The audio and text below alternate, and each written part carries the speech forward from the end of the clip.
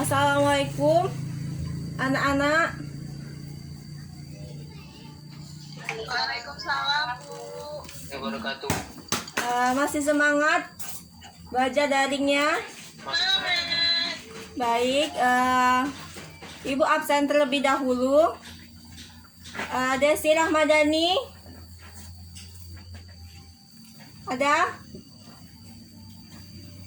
Enggak, Desi Rahmadani. Hadir, Bu. Oke. Ella Maharani Chandra, Hadir. Yunita Sari, Hadir, Bu. Lebda Tias Nireki, Hadir, Bu. Ma'ruf Sapi'i, Hadir, Bu. Nur Anisa Adha, Hadir, Bu. Rohani Tampu Bolon, Rohani, ada orangnya? Hadir, Bu. Veronica Sitompul, Veronica, hadir, ada orangnya? Hadir. Shizuka,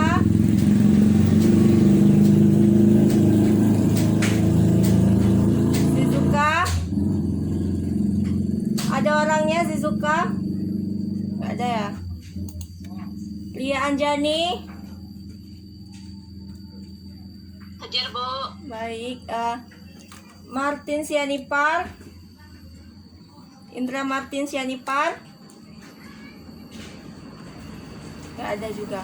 Baiklah, sebelum memulai baca daring kita hari ini, ketua kelas pimpin doanya. Ma'ruf, tolong pimpin doanya. Pimpin doanya, Ma'ruf. Ya, Bu. Untuk mulai pembelajaran, kita berdoa.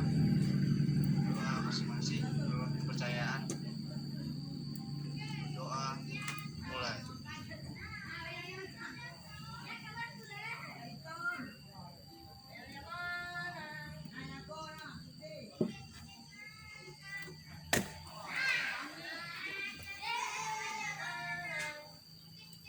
Doa selesai. Baik, baiklah, Ibu akan share PPT-nya. Kita akan belajar tentang teori masuknya Hindu-Buddha ke Indonesia. Ibu akan share PPT-nya.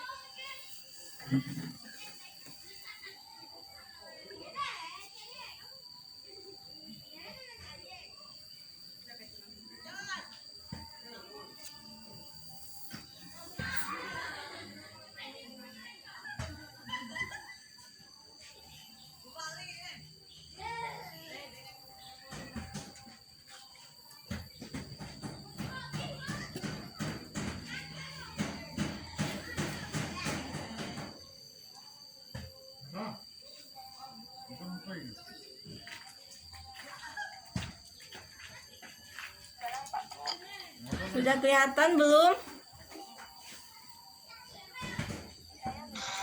Belum, Bu.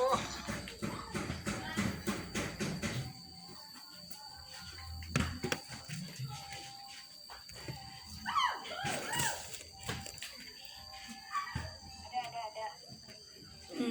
Oke, jadi kita akan belajar tentang teori masuknya Hindu-Buddha ke Indonesia. Lalu ini siapa yang mau baca puisinya? Di PPT ditampilkan puisi. Siapa yang mau membaca puisinya? Kelihatan tidak?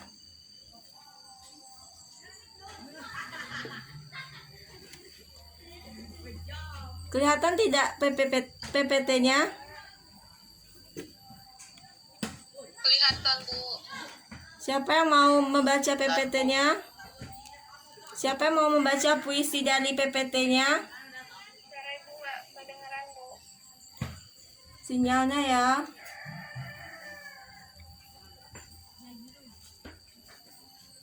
Siapa yang mau membaca PPT dari Siapa yang mau membaca puisi dari PPT-nya?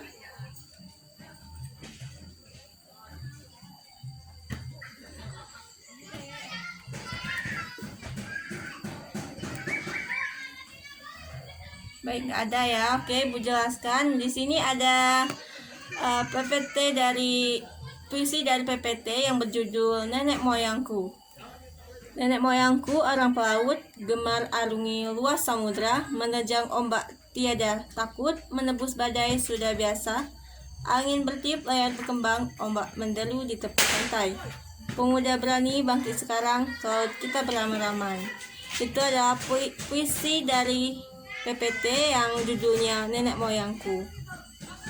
Nah, di pelajaran pertama itu ada bukti adanya hubungan dengan dunia luar dari zaman praaksara, adanya pragah, adanya neraka perunggu, adanya tipe lokal dan buatan luar seperti tipe neraka perunggu di Sanggan atau bukti adanya pertukaran barang. Nah, terus ada hubungan dagang antara Indonesia dan India lebih dulu berkembang daripada hubungan Indonesia atau Indonesia dan Cina. Dari J.J. Panwer dan A.W. Wallace. Nah, mulai berkembangnya setelah Hippolytus itu menemukan pelayaran berdasarkan arah mata angin. Lalu bukti persebaran perahu bercadik dan persebaran bahasa oleh Haken.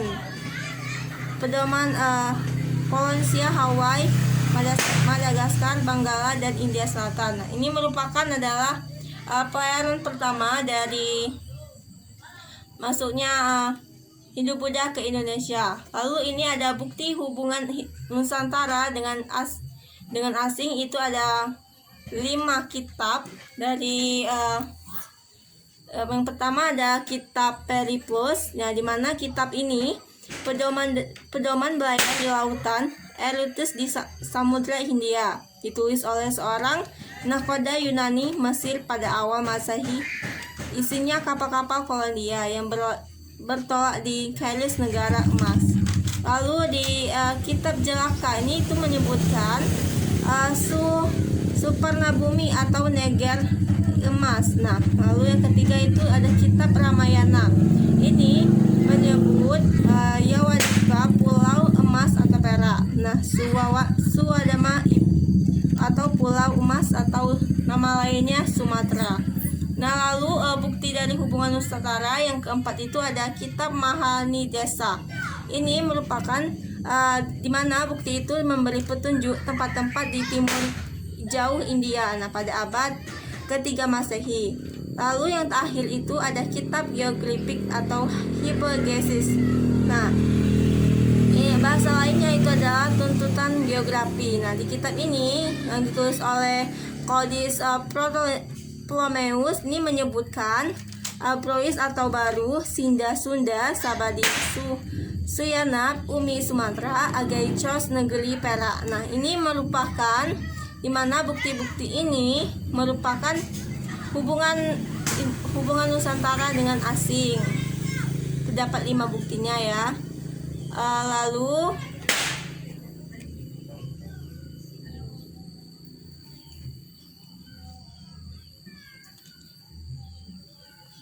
Lalu ini lalu pengaruh kebudayaan India terhadap kebudayaan Nusantara. Nah, di ini ada bidang kepercayaan, ada bidang politik, ada bidang sosial budaya, ada bidang sosial seni, bahasa, aksara dan sastra, pendidikan, arsitektur dan ekonomi. Nah, di bidang kepercayaan ini, lokal jenis itu yang dimiliki Nusantara sebelum pengaruh kebudayaan Hindu-Buddha adalah masyarakat animisme dan dinamisme, yaitu kepercayaan pada roh atau arwah nenek moyang dan terhadap benda-benda. Nah, setelah datangnya pengaruh Hindu-Buddha, animisme dan dinamisme tidak ditinggalkan begitu saja, namun berbaur dalam ajaran baru, yakni Hindu dan Buddha. Jadi itu kita ketahui bahwa dulu itu Indonesia merupakan suku-suku sebelum masuknya agama Hindu Buddha. Suku-suku, kalau kalian pernah nonton film Disney Moana, itu ada gambaran dari suku-suku, perkembangan dari suku-suku. Nah, kita bisa lihat ini ada gambaran orang bersembayam. Itu adalah di Bali ya. Ini gambarannya orang sedang bersembayam. Nah, itu adalah pengaruh dari Hindu Buddha. Lalu untuk di bidang politiknya, nah ini lokal genius yang dimiliki Nusantara sebelum pengaruh kebudayaan Hindu Buddha adalah masyarakat Nusantara dalam cakupan wilayah tertentu memiliki kepala suku. Setelah datangnya pengaruh kebudayaan Hindu Buddha, masyarakat Nusantara mulai mengenal kerajaan dengan raja sebagai pemimpinnya. Nah, bisa kita lihat ini gambaran dari raja sebagai pimpinan. Nah, anak-anak bisa lihat ini adalah gambaran dari raja yang sudah sistem pemerintahannya sudah Hindu Buddha. Lalu untuk bidang bahasa, sastra, dan aksara, nah negara Kertagama karangan Empu Prapanca dan Sutasoma karya Empu Tantular merupakan kitab yang banyak dipengaruhi oleh karya-karya Ramayana dan Mahabharata. Prasasti Yupa yang bertuliskan huruf Pallawa dan bahasa Sanskerta menjadi tonggak sejarah lahirnya zaman sejarah. Nah, bisa dilihat dari dua gambar ini adalah gambar dari bahasa dari Sanskerta. Ini adalah bukti dari adanya pengaruh datangnya masuk Hindu Buddha di Indonesia. Ini adalah prasasti Yupa. Nah, prasasti Yupa ini adalah di Kerajaan Kutai. Lalu di bidang sosialnya, nah di bidang sosial ini dikenalnya sistem kasta dalam Hindu dan golongan biksu dan biksuni dalam Buddha. Nah, bisa dilihat ini adalah kasta dari Hindu. Ada yang pertama kasta tertinggi itu ada raja, kedua Kshatriya, ketiga Brahmana, keempat pedagang, dan kelima rakyat jelata atau biasa disebut Sudra ya. Nah, terus pada zaman praaksara sendiri itu manusia yang hidupnya telah menetap juga sudah terbagi dalam suatu tatanan, strata sosial dan pemuka masyarakat, kepala suku dan rakyat biasa. Ini bisa anak-anak lihat ya, gambar orang yang bercocok tanam. Lalu di bidang seni bangunan itu ada situs Pundan Berundak atau Megalitikum Gunung Padang di Sukabumi, Jawa Barat, yang merupakan salah satu peninggalan kebudayaan batu besar Nusantara. Candi Ceto di Karanganyar, Jawa Tengah merupakan peninggalan Majapahit Hindu atau akhir memiliki arsitektur menyerupai pundak berundak. Nah, jadi ini adalah seni bangunan dari maksudnya agama Hindu Buddha ke Indonesia. Ini adalah seni bangunannya seperti ini. Kalau kita di Jambi sendiri itu kita bisa lihat contohnya, yaitu Candi Muara Jambi. Nah, seperti itulah pengaruh dari masuknya Hindu Buddha ke Indonesia. Lalu di bidang pendidikan kita bisa lihat kedatangan para pendeta Buddha di Nusantara memberikan pendidikan agama Hindu Buddha. Nah, ini mereka kemudian mendirikan pasraman. Nih, para pelajar ini kemudian menyebar hingga ke India dan untuk memperdalam agama Hindu Buddha. Sekembalinya dari India, mereka menyebarkan agama Hindu Buddha. Jadi ini termasuk teori Waisak, teori ya, dimana para pelajar yang dari Nusantara belajar ke India untuk belajar tentang agama Hindu Buddha. Lalu mereka kembali lagi ke Nusantara untuk diajarkan ke yang lainnya. Nah, itu di bidang pendidikan. Nah, selanjutnya itu di bidang astronomi.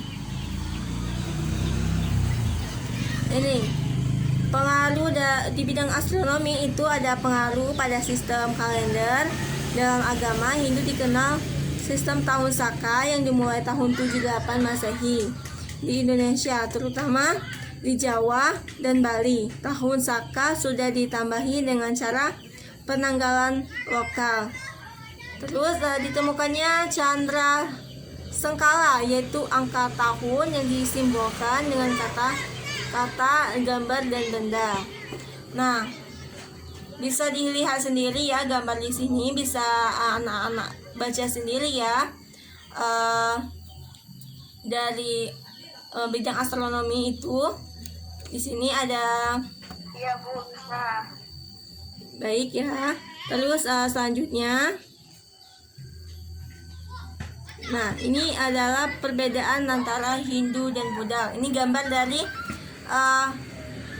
Hindu dan Buddha. Seperti ini, Hindu ini ada gambar Krishna kalau nggak salah, atau Krishna. Terus yang Buddhanya itu ada biksu. Ini ada perbedaan dari Hindu dan Buddha. Lalu, nah ini teori masuknya Hindu Buddha di Indonesia. Nah itu ada 5 teori. Yang pertama ada teori Brahmana, yang kedua teori Kastriya, yang ketiga teori Waisa, keempat teori Sudra, yang kelima teori arus balik. Jadi ada 5 teori. Nah, selanjutnya ini ada teori masuknya Hindu Buddha di Indonesia. Nah, bisa dilihat sendiri ya gambar peta dari masuknya Hindu Buddha. Nah, ini ada keterangannya dari jalur perdagangan, bisa dilihat sendiri, bisa dibaca sendiri. Lalu selanjutnya ya, dasar teori Brahmana. Nah ini dasar teori Brahmana ini adalah dicetuskannya oleh J.C. Palmer Brahmana. Nah, undangan pemimpin suku dalam rangka melegitimasi kekuasaan mereka sehingga setara dengan raja-raja di India. Nah, jadi pada masa itu suku-suku yang ada di kepala suku yang ada di Nusantara itu mengundang para Brahmana ke Indonesia untuk diajarkannya sistem pemerintahan yang ada di India. Lalu untuk buktinya sendiri itu ada huruf Pallawa dan bahasa Sanskerta. Nah, ini ada selanjutnya itu ada kelebihan teori Brahmana. Nah, yang pertama itu ada agama Hindu adalah milik kaum Brahmana. Yang kedua, prasasti Nusantara yang pertama menggunakan bahasa Sanskerta. Ketiga, upacara penobatan kepala suku di Nusantara dilakukan oleh kaum Brahmana. Yang keempat, ketika menobatkan raja, kaum Brahmana pasti membawa kitab Weda ke Nusantara. Yang selanjutnya, raja juga meminta Brahmana untuk mengajar di lingkungan istana. Lalu yang terakhir, koloni India di Malaysia dan pantai timur Sumatera yang banyak ditempati oleh orang-orang keliling dari India Selatan. Jadi di Malaysia sendiri itu orang India atau keturunan dari India atau ras dari India itu cukup banyak dibandingkan dengan Indonesia. Jadi di Malaysia sendiri itu bukti dari adanya masuknya dari agama Hindu Buddha ke Indonesia itu di Malaysia sendiri ya. Nah, jadi di Malaysia itu cukup banyak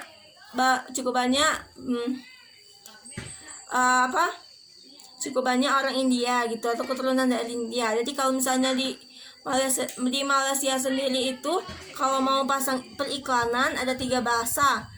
Bahasa Melayu, yang kedua bahasa Inggris, yang ketiga ada bahasa Tamil atau bahasa India. Nah, itu adalah bukti dari banyaknya orang India atau dari yang ditempati orang-orang yang dari India Selatan tadi.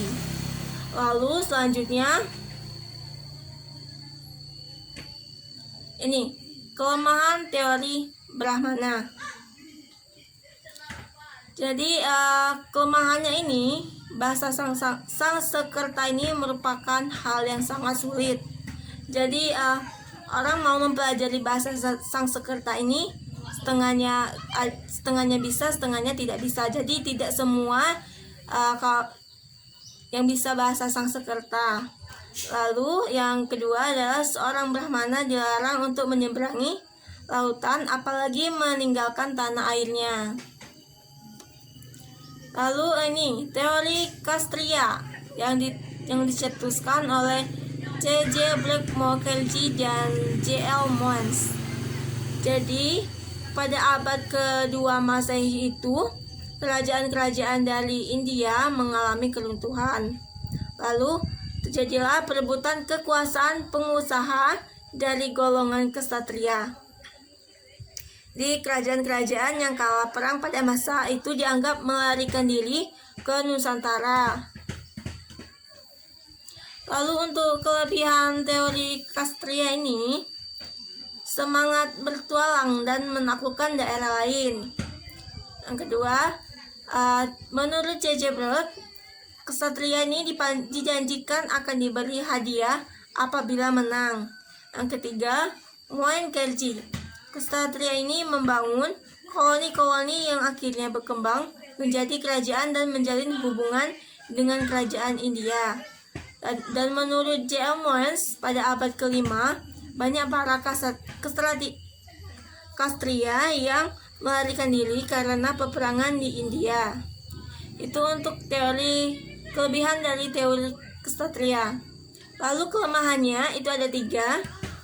Yang pertama, tidak adanya bukti tertulis bahwa telah terjadi kolonisasi oleh para Kshatriya Hindu yang berasal dari India. Itu tidak ada bukti bahwa agama Hindu Buddha itu masuk ke Indonesia itu. Nah, lalu yang kedua, Kshatriya ini tidak menguasai bahasa Sanskerta dan huruf Pallawa.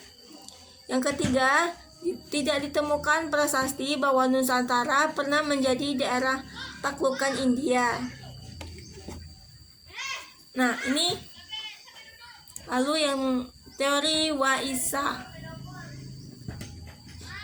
Nah, dicetuskan oleh N.J. Krom.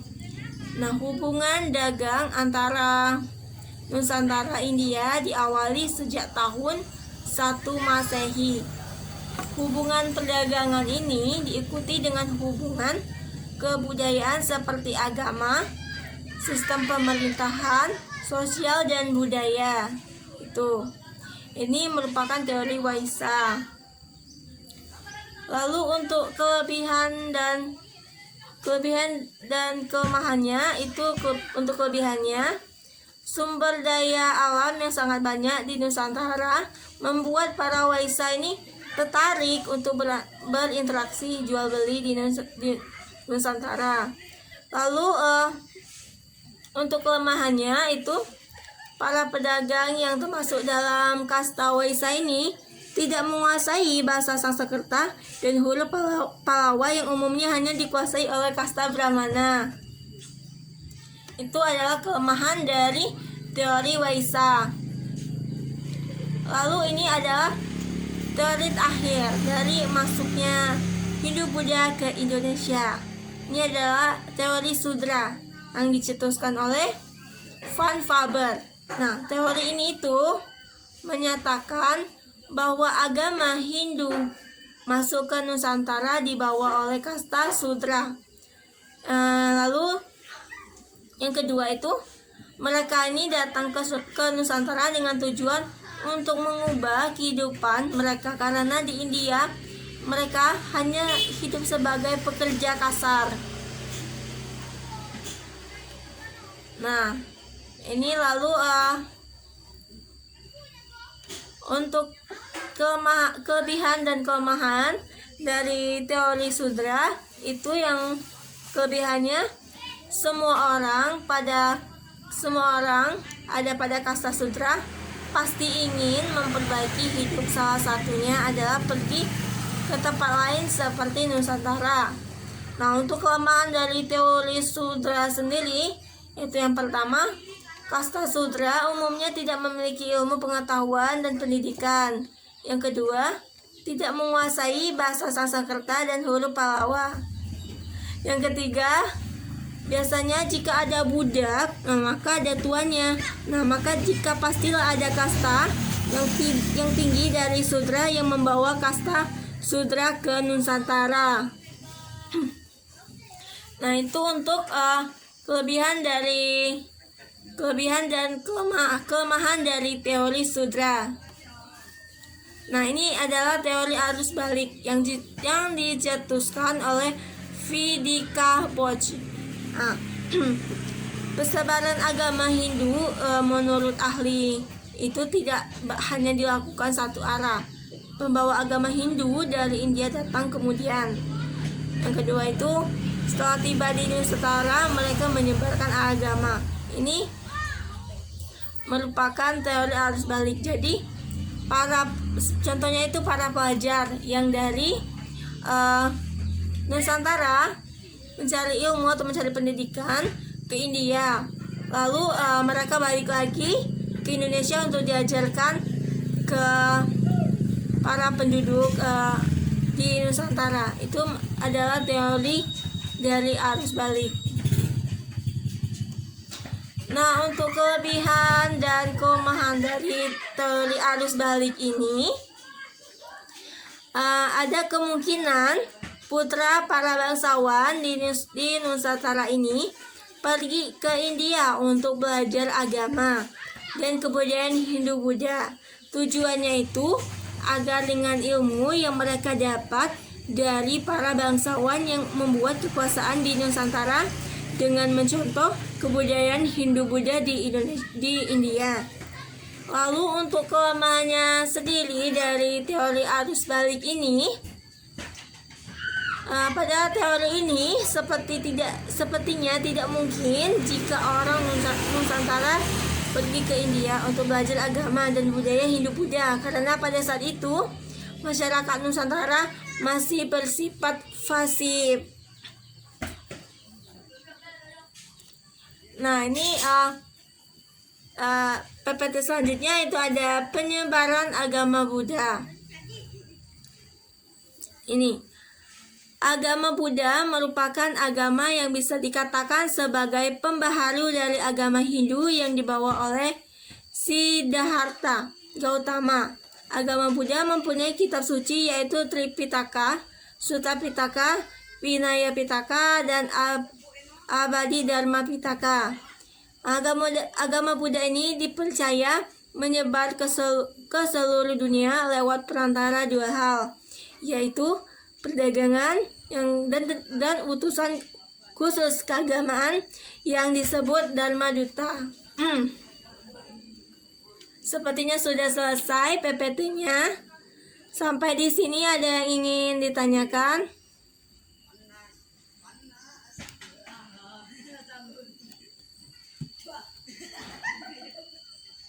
Gimana, Bu? Ada yang ingin ditanyakan?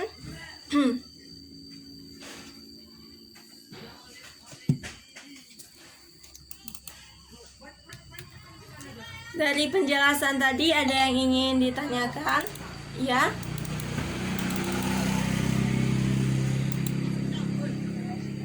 Iya?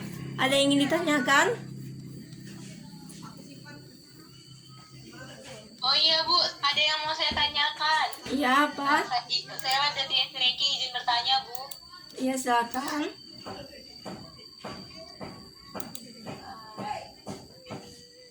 Latar belakang masuknya agama Hindu Buddha ke Indonesia itu bagaimana ya, Bu?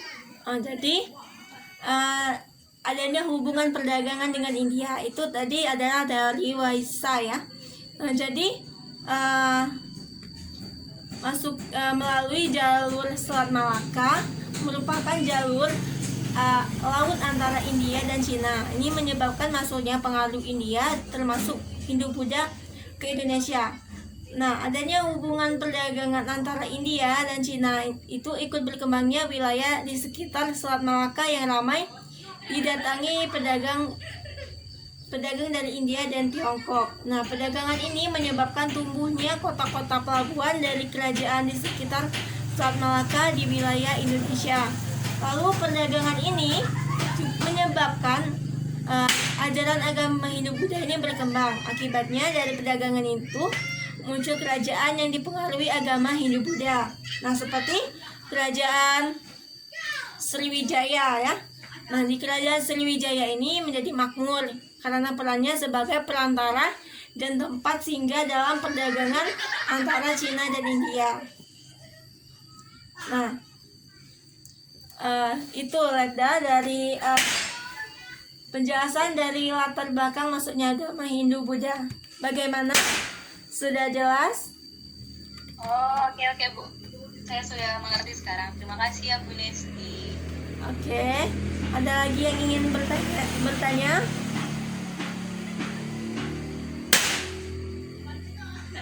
Saya Bu, saya. Silakan Ella.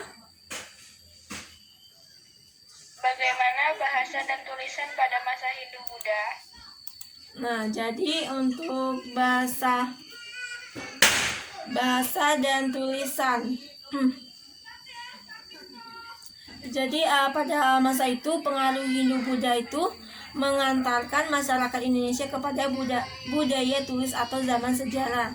Nah, budaya tulis itu menggunakan bahasa Sanskerta dengan huruf Pallawa atau jenis tulisan yang digunakan di bagian selatan India. Nah, dalam perkembangannya itu huruf Pallawa menjadi dasar dari huruf-huruf lain di Indonesia seperti huruf Kawi, Jawa kuno, Bali kuno, Lampung, Batak, dan Bugis Makassar. Nah, untuk sementara bahasa Sanskertanya sendiri itu mengalami stagnasi atau karena digunakan hanya di lingkungan terbatas, yaitu di istana dan khusus digunakan oleh kalangan Brahmana. Nah, budaya tulisan atau aksara dari masa Hindu Buddha ini di Nusantara itu dikuatkan oleh bukti-bukti berupa prasasti dan kitab. Bagaimana? Ella, sudah jelas? Jelas Bu, terima kasih. Baik, sekarang giliran Ibu yang akan bertanya.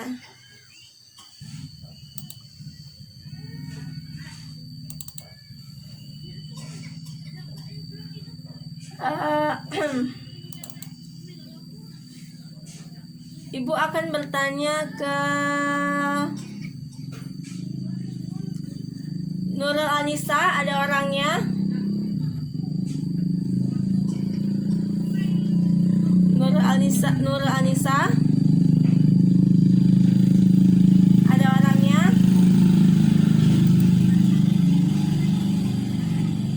Sepertinya entah kemana ya orangnya ini. Nurul Anissa, sepertinya tidak ada ya. Jaringan mungkin Bu, jaringan. Baik Ibu, coba Lia Anjani, Ibu mau bertanya. Lia Anjani, Ibu mau bertanya. Kelebihan dari teori Brahmana apa saja? Kelebihan dari teori Brahmana itu yang pertama, agama Hindu memiliki kaum Brahmana. Yang kedua tuh prasasti Nusantara yang pertama menggunakan bahasa Sanskerta.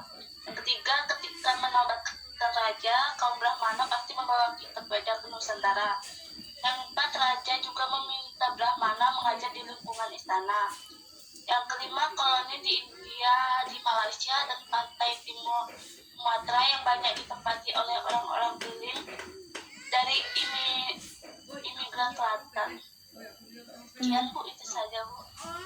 Baik, terima kasih Bati. Sudah mengerti ya. Lalu Ibu mau bertanya lagi nih sama siapa? Rohani. Ada orangnya? Rohani, ada orangnya?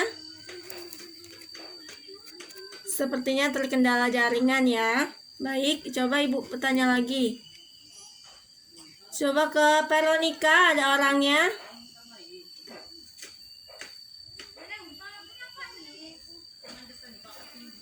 Sepertinya tidak ada juga ya. Baik, waktu kita masih ada sekitar 5 menit lagi sebelum belajar daring kita berakhir. Untuk pertemuan yang kemarin ada tugas, jadi tolong tugasnya dikumpulkan di email Ibu, yaitu nestilauri01@gmail. Nanti Ibu akan cek siapa saja yang tidak kumpul dan mengumpul tugasnya untuk pertemuan yang kemarin ya. Batas waktunya 5 menit dimulai dari sekarang. Jadi ketika sudah habis belajar daringnya dan tidak mengumpulkan tugas, otomatis nilainya tidak ada.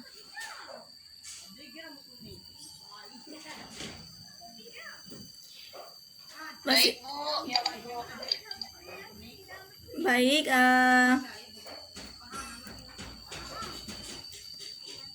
Sisa waktu kita masih ada sekitar 5 menit ya. Ibu mau bertanya lagi nih sama Pero. Pero, ada orangnya? Ibu mau bertanya? Desi, Bu. Oh, Desi ya, oke. Apa itu teori arus balik?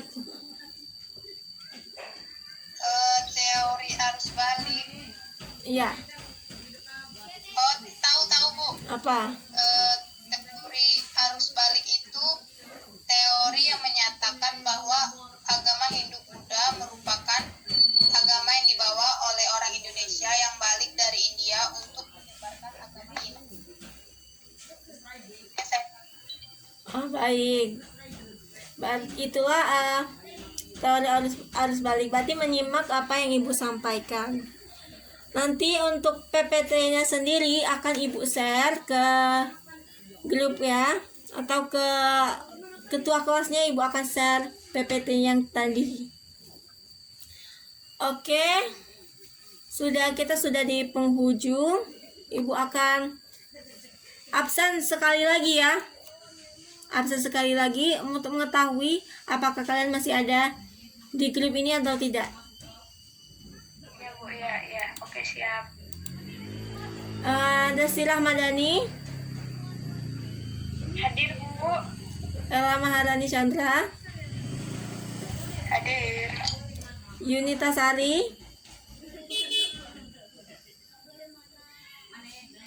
Sari, ada orangnya? Oh, sepertinya tidak ada ya. Tidak ada pemberitahuan juga. Lalu Lebda Tias Nireki, Hadir Bu. Maruf Sapii, ada orangnya tapi tidak. Terus Bu, dia balik. Oke, Ibu maklumi ya. Nurul Anissa Adaha, Hadir Bu. Rohani Tampu Bolon, Rohani Tampu Bolon. Hadir Bu. Hadir. Baik, Suci Adelsa, Tadi pagi kakaknya jualan Bu. oh baik. Ibu maklumi ya, walaupun kita belajar daring ini memang sibuk ya, menolong orang tua juga atau mengerjakan tugas. Baik, Veronica Sitompul, Hadir Bu. Shizuka, sepertinya tidak ada juga Shizuka. Lalu Ria Anjani, Hadir Bu. baik. Hadir Bu. Oke, banyak yang hadir, ada juga yang alfa. Lalu baik ya, sudah di penghujung. Untuk pertemuan selanjutnya Ibu kasih tugas di buku paket kalian di halaman 65 itu ada tugas esai 5 soal. Untuk pertemuan selanjutnya dikumpulkan. Ibu akhiri ya. Apabila ada kesalahan Ibu minta maaf. Assalamualaikum warahmatullahi wabarakatuh. Waalaikumsalam warahmatullahi wabarakatuh.